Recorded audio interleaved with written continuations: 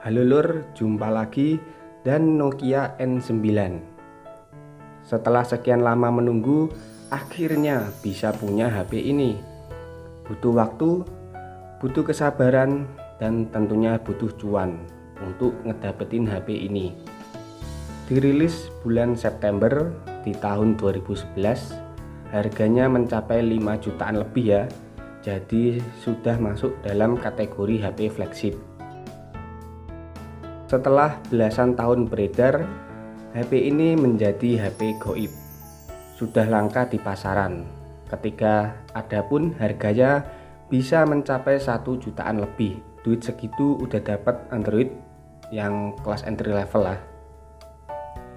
Namun juga ada yang ratusan ribu, tapi kebanyakan ada minusnya ya. Tapi jika beruntung dapat yang normal semua. Paling sinyal aja yang kebegal. Selain susah dapatnya, faktor lain yang membuat harganya masih tinggi, HP ini bisa dioprek mempunyai 3 operasi sistem, yaitu Silvus OS, MeeGo, dan Android. Cuma saya nggak mencoba oprek-oprek ya, karena tidak punya alatnya, terutama laptop, plus nggak jago oprek-oprek juga. Jadi bahas yang basic-basic saja. Oke, lanjut di bagian bodinya yang berbahan plastik semua. Bahasa kerennya polikarbonat ya. Beratnya mencapai 135 gram. Di bagian ini terasa downgrade ya, karena di generasi sebelumnya Nokia N8 bahannya sudah memakai metal. Sebagus-bagusnya polikarbonat, tetap lebih mantap berbahan metal lah. Apalagi saat digenggam terasa kurang padat. Tapi build quality dari Nokia tetap bagus kok. Nggak ringkih, masih terasa solid. Kesolidan ini juga berkat desain yang minimalis. Tombolnya pun cuma ada power dan volume saja. Sudut kanan dan kirinya melengkung jadi nyaman digenggam. Sedangkan atas dan bawahnya flat. Agak tajam di keempat sudutnya ya. Sementara di bagian belakangnya juga kelihatan bersih. Finishingnya juga bukan glossy, jadi aman dari sidik jari ataupun minyak. Menurut saya desain seperti ini cakep. Dengan balutan warna magenta, anggap saja warna pink. Selain warna ini, Nokia N9 juga ada warna biru dan hitam. Gak heran juga kalau desain dari Nokia N9 masih digunakan di Nokia Lumia 900 dan Nokia Lumia 800. Jadi seperti saudara kembar ya. Nokia N9 menggunakan layar berukuran 3,9 inci, panelnya AMOLED, resolusinya 480 x 854 pixel, kerapatannya mencapai 251 ppi. Layar ini juga sudah diproteksi Corning Gorilla Glass yang versi-versi awal kelihatannya, dan dibekali fitur anti glare polarize. Ini berfungsi untuk membantu melindungi mata dari cahaya yang silau. Jadi fitur seperti ini cocok bagi mereka yang peka terhadap cahaya. Untuk layarnya ini mantep ya, warnanya gonjreng, cerah, bening, jadi sangat memanjakan mata. Kalau dibandingkan dengan Nokia E7 dan Nokia N8, HP ini unggul jauh. Apalagi buat keakuratan warna maupun kedalaman warna udah sangat berbeda. Buat lihat-lihat foto ataupun nonton video masih cakep. Bahkan di dalam ataupun di luar ruangan masih kelihatan bagus. Kualitas layar AMOLED emang udah jago kalau soal beginian. Buat layarnya saya kasih nilai 8/10 lah. Untuk seukuran HP jadul ya. Oh iya, Nokia N9 juga punya fitur yang namanya layar siaga. Kalau di HP Samsung namanya AOD ya. Ini menjadi keunggulan layar AMOLED yang susah ditiru bahkan sekelas IPS sekalipun.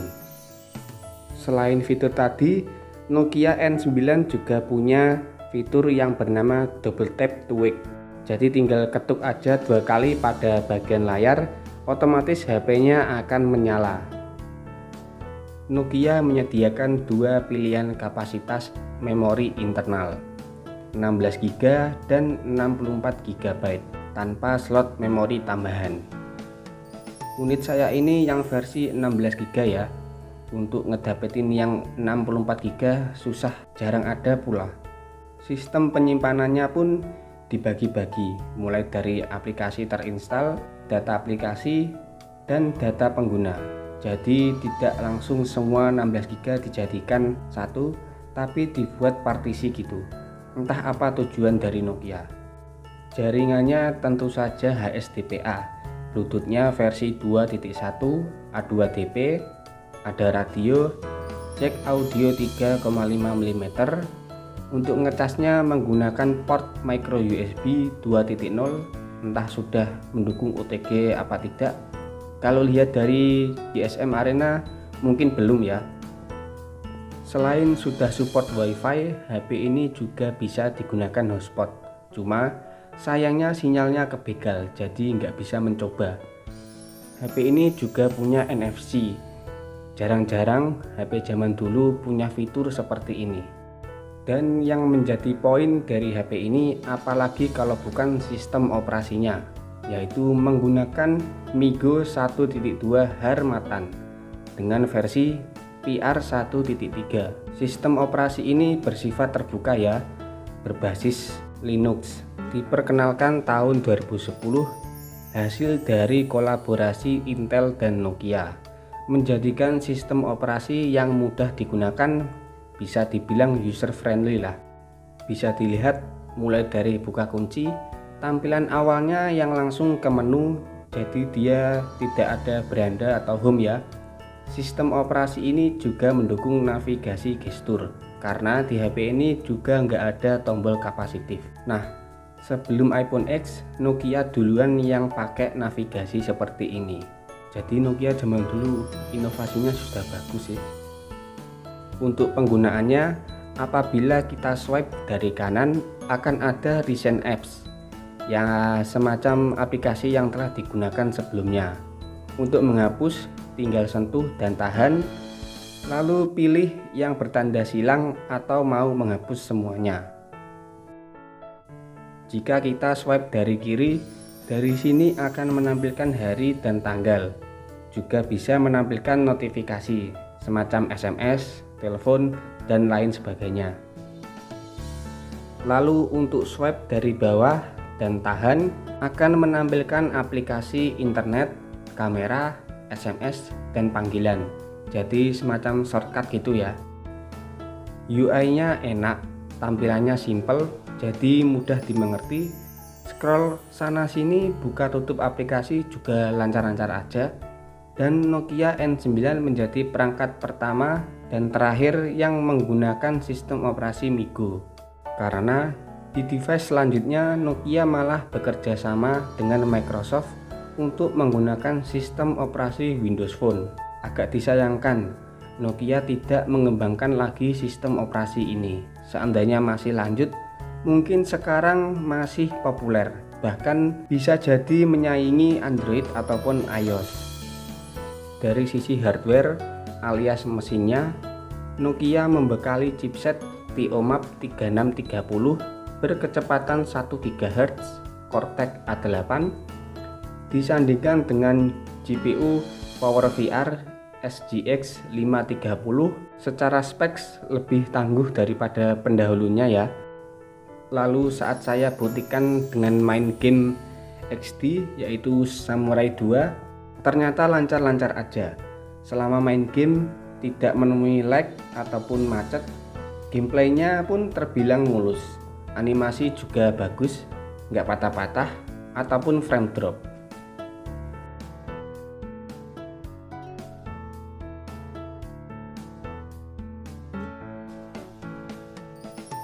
Di sektor musik, Nokia mengklaim N9 sebagai smartphone pertama di dunia yang dilengkapi dengan Dolby Digital Plus.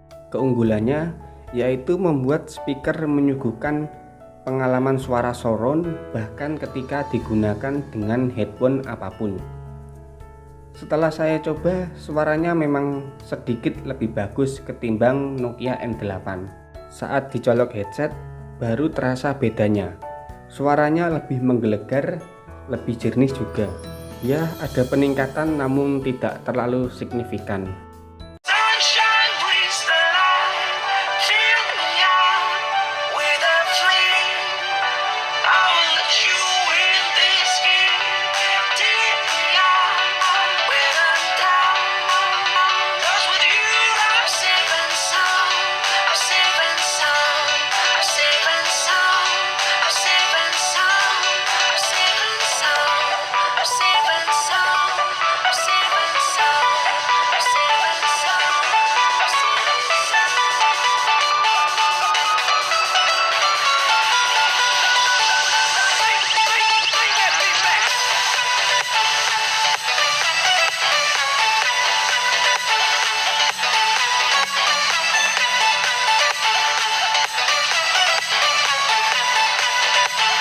Nokia N9 juga dibekali kamera depan yang letaknya ada di sebelah kanan bawah.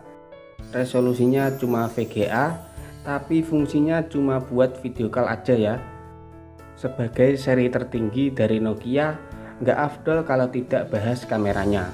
Kamera belakangnya menggunakan resolusi 8 megapiksel, aperture 2.2, yang artinya cahaya yang masuk lebih banyak, dan tidak lupa menggunakan lensa Carl Zeiss Tessar.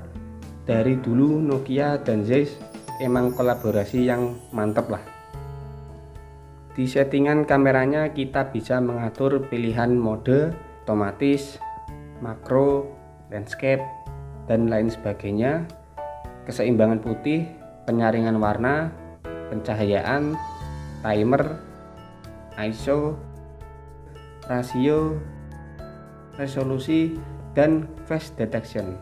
Untuk HP yang sudah rilis belasan tahun, hasil fotonya masih bagus sih. Bahkan apabila dibilang hasil foto dari ponsel kelas menengah ke bawah di zaman sekarang, pasti ada aja yang percaya. Sepertinya kolaborasi antara Nokia dengan Zeiss terbukti ya. Kualitasnya emang bagus, fotonya jernih, warna pop up, nggak pucat, lumayan tajam, ya intinya sedap dipandang lah ya.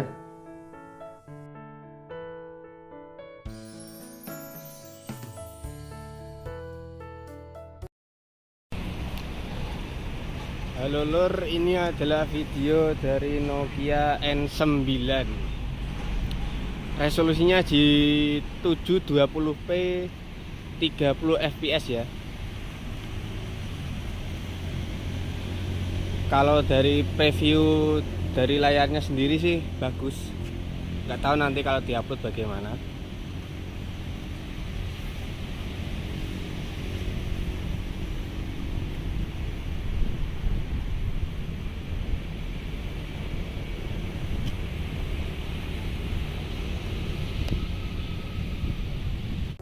Perlu diketahui, Nokia N9 menjadi N series terakhir dari Nokia.